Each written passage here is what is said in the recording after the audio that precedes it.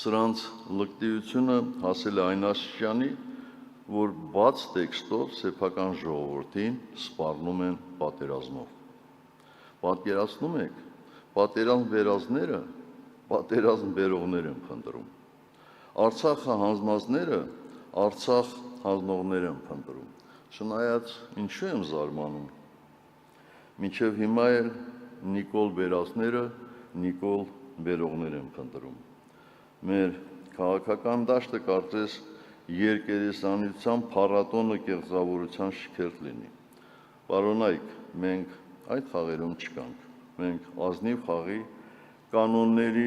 կողմնակիցն ենք։ Պատերազմ բերել եք եւ պատրաստ եք կրկին բերել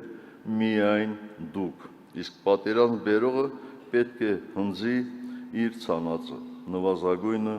իշխանափոխությամբ, առավելագույնը պատժով, օրենքի ողջ խստությամբ։ Սա է պահանջում ոչ միայն աստվածային արդարության կանոնը,